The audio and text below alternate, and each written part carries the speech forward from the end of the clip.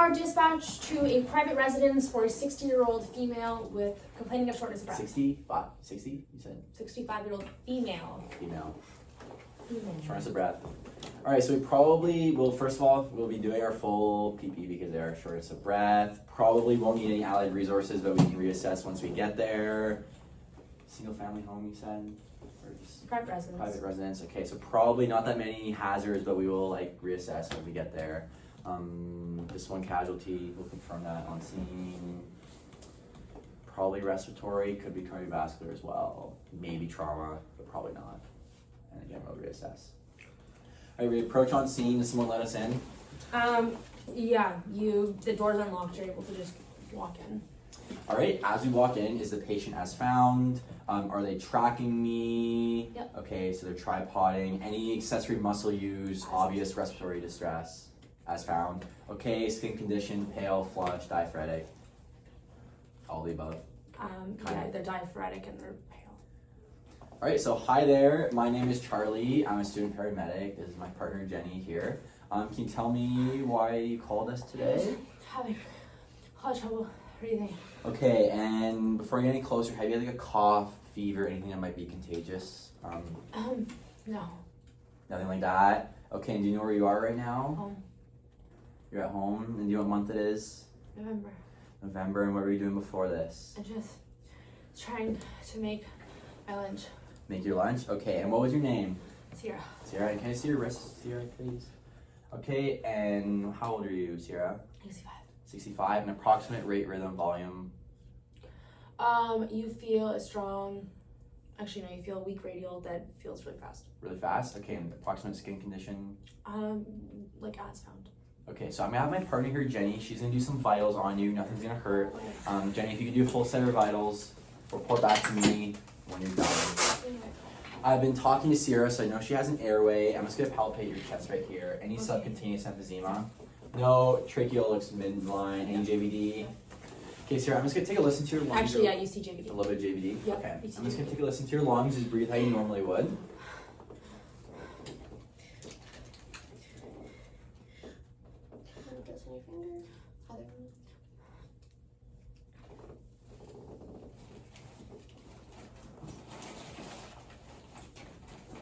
Okay, and what did I hear upon auscultation? You hear crackles throughout. And our breath symmetrical. Okay, Sierra, I'm just gonna take a look at your ankles real quick. Any peripheral edema? Yes. Yes. And Sierra, I noticed there's some swelling around your ankles. Is it normally like that, or is it worse? Normally my ankles are pretty swollen. They're okay. And are they normally like this? I don't know, maybe it's a little bit worse right A little now. worse. I've got the vitals. Yeah. So Is your your- SpO2 is 89. Your blood pressure is 130/90. Your heart rate is 130. Your temperature is 36.5. Respirations. Your rest rate is 30. 30. Okay, so can you just start, Jenny? If you could start prepping CPAP. Yeah. If just let's not administer it yet, but just get it ready and prepped. So Sierra, you said your shortness of breath. You can't really breathe. Do you have any other complaints or pain with that? I mean, it's just hard to breathe. It makes my chest hurt. It makes your chest hurt. Okay. And when did this start? I mean, I don't know. 45 minutes ago? 45 minutes ago. And have you ever felt like this before? No. No. Okay. And what about your past medical history? I have heart failure. Heart failure. Okay, Jenny, before you do the CPAP, if you could just quickly do a 4 and 12 lead, Yeah. that'd be great, just because she said she has a little bit of chest pain. Yeah. Did She's you tachypney. want any Inches. oxygen? Yes, let's quickly just do nasal at 4 liters, and then the 12 lead, and then we'll consider the CPAP. So Sierra, you said, for your past medical history, again, heart failure, anything else? No. No? Okay, and were you at the hospital recently? And the 12 lead. The last time I saw the doctor was 2 months ago. 2 months ago. Okay, and you said you were just cooking lunch. And then this kind of started. Has you felt like this before? No. No. I mean, I've known that there's problems with my heart, but like Your heart? never this bad. Never this bad. Okay, and you said it's pain. Is it just hurt to breathe, or is it like a constant pain? It just feels like tight. Feels a bit tight. Okay, so yeah. Can we just quickly see the 12 lead? Yeah. What do we see? Sinus attack. Sinus tack. It's Okay. remarkable. So let's give some CPAP. Okay, so she is in respiratory distress, and she does have cardiogenic pulmonary edema that we found out based from the peripheral edema and then some crackles in the lungs. So she is over 18 years of age. She is normal tensive, I think, at 130 systolic. She is tachypneic at 30. So she does meet, and then SpO2 was 89, and we also do see some accessory muscle use. So we will be giving the CPAP. Have you had CPAP before, Kira? No. You haven't been given CPAP before? No. Okay, so this is going to be going on your mouth, okay? It's going to be basically pushing whole bunch of air into your lungs. It's going to help make them kind of expand a little bit. It's going to help you out a lot, okay? So my partner here, Jenny, she's going to give that to you. Yeah. So just gonna go over your mask. It might feel a little suffocating, but it'll help. It's going to help. Scared. Okay, and then before we do that, hold up. Sorry. We don't see any type of pneumothorax. Sarah, do you have asthma When I was a kid. when you were a kid, but anymore? Like had it recently? Not since I was 13. Okay, no tracheostomy, you're able to sit upright, you're able to cooperate with us, no trauma, no burns to the airway, and then like we do have a stable airway. So now, Jenny, if you could please do the CPAP, starting at 5 centimeters of water. Okay. I'll set a 5-minute timer. We can consider reassessing after to see if we It's gonna can go over your increase face the and increment. tie it to your face. Okay, and Jenny, while we're Oh gonna my dive, you can start God. prepping nitroglycerin. Yeah. Also of meets the course. acute cardiogenic pulmonary edema medical objective for nitroglycerin. Sierra, have you ever had something called nitroglycerin before? It's like a little spray underneath your tongue. I know you were at the hospital earlier for something like this. Did they give it to you then? I never used it, but my doctor gave me some. They prescribed In it to you? Okay, so she does have, that does count as history of nitroglycerin use, and you don't know if you're like like you don't know if you're allergic to it at all, or I guess you're prescribed it, so probably not. And then any like high blood pressure medications that you're on? No, none. So no phosphodiesterase inhibitors in the last 48 hours, and then we will assess her systolic blood pressure to see if it drops more than 1/3 after use. Let's do our 5 rights, or let's do the med check real quick. Okay, nitro 0.5 milligrams per spray, not expired. 0.4 nitro, 0.4 I milligrams, say 5. not expired. Okay, so her systolic is over 100. She does have prior use, so this will be the 0.4 milligrams. We can give 6 doses, 5-minute intervals. So it's the right person. They have acute cardiogenic pulmonary edema from the CHF. It's the right time. She's actively in respiratory distress, so we need to give it to her. It's the right route.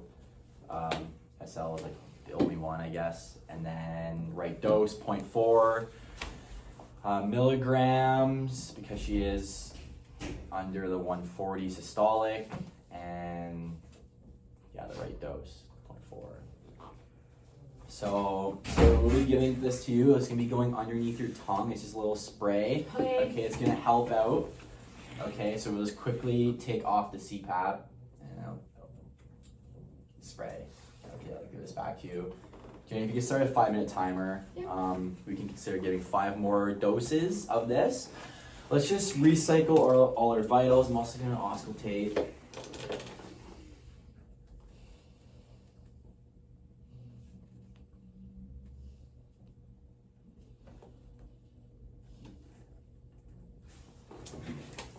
All right, and what? Sorry. You still hear crackles, but they're not as significant as they were originally. Okay, and what about our vitals, SpO2, respirations, all that? Your SpO2 is bumped up to 90. Your resp is down to 95. Or sorry, 25. Your resp is down to 25. Your blood pressure remains at 130/90. Your heart rate remains at 130. 130. Okay, and ECG was normal science. Yeah, science tac. Okay. So Sierra, we are gonna be bringing you to the hospital just because we want to make sure like your CHF hasn't progressed. And I know you said you haven't really had. It's never been this bad before. It's never been this bad before, so we just want to have a doctor to check that out. Do you think if my partner and I help you stand, you'll be able to just kind of pivot onto the stretcher? We'll have it right in front of you. Yeah. Think that's gonna be okay? All right, Jenny. Yeah. Okay. Don't tickle me. Oh my god! I have cold hands too. There we go. That's better. Okay. Okay. Up on 3. 1, 2, 3. Okay, and then back down. Okay. So all our vitals are good. We can consider. You have 3 minutes. Oh, But- sorry. yeah, so we won't really have time for this, but we could consider bumping up the CPAP to 7.5. But she is improving quite a bit, so maybe we won't have to do that. Sierra, how are you feeling? Do you feel a little bit better? Than before, yeah. A little bit better. Okay, and then we can also consider giving 5 more doses of nitroglycerin, but we'll have to watch her systolic blood pressure to see how she reacts to each dose. We will be going CTAS to the closest hospital just because she is on CPAP and she has never kind of had something this bad before. Okay. Differential. Probably CHF exacerbation. And patch. This is truck 1234. Do you hear me? 5 out of Do you 5. hear me? How are you coming? I don't know. 5 out of 5. 5 out of 5. All right, we are coming in CTAS 2 with a 65-year-old female who is currently having a suspected CHF exacerbation. She does have a higher blood pressure of 130/90, a little bit tachypneic at, she was over 30, but now we brought her down to 25. She's tachycardic at 130, and her SpO2 is improving now. I think it's at 90 now, you said. Sorry, I forget these.